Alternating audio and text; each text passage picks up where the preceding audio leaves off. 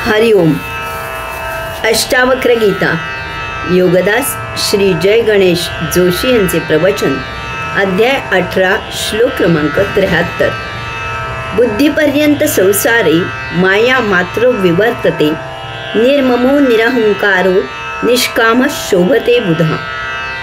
भावार्थ, बुद्धीच्या सीमेपर्यंत संसार असून तेथे सर्वत्र मायेचाच कारभार आहे, परंतु बुद्धीच्या अतीत ममता रहित, अहंकार शून्य, निष्काम असा ज्ञानी कसा शोभून दिसतो.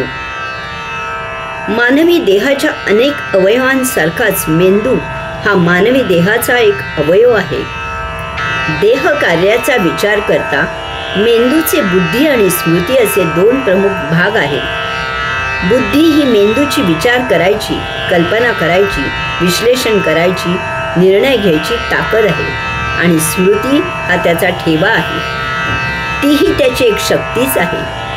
बुद्धी आणि स्मृती यांचा कौशल्याने वापर करून मेंदू ज्ञानेंद्रियांनी ग्रहण केलेल्या ज्ञानाचे विश्लेषण करतो आणि पुढील कार्यवाहीसाठी ते जीवात्म्याकडे प्रक्षेपित करतो. अशा प्रकारे बुद्धी ही मानवी देहाच्या अवयवाची ताकद असल्यामुळे ती भौतिक मर्यादेतच काम करते. ती कितीही कुशाग्र, तल्लख, तीव्र असली तरीही ती देहबुद्धीच असते. ती देहादी इंद्रियांच्या मर्यादा पलीकडे विचार, कल्पना करू शकत नाही.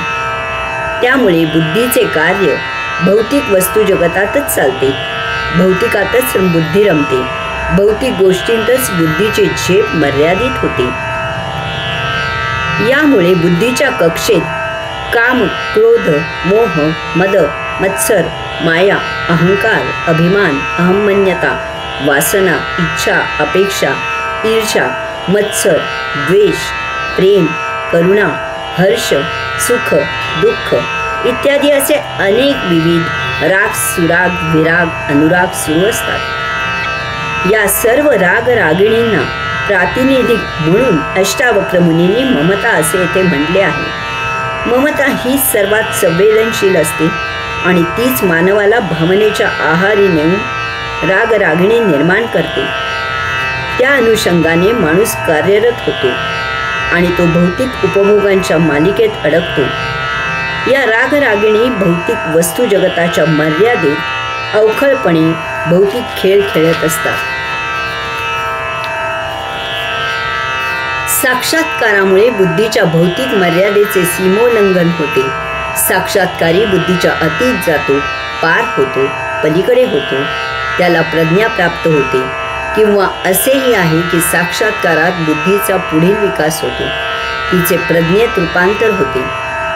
भौतिक अज्ञानी आध्यात्मिक ज्ञानी होतो, भौतिक अज्ञानाचे आध्यात्मिक ज्ञानात रूपांतर होते. बुद्धीची मर्यादा संसारापर्यंतच असते, संसारिकच असते. देहादी इंद्रियांच्या गरजांपलीकडे ती धावू शकत नाही.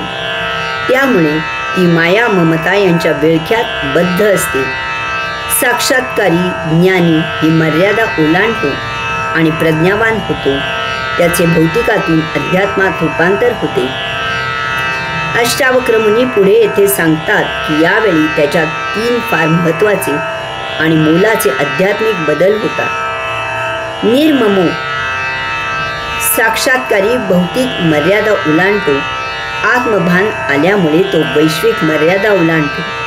संसारिक बंधने गळून पडतात. सारे ब्रह्मांड त्याचे होते.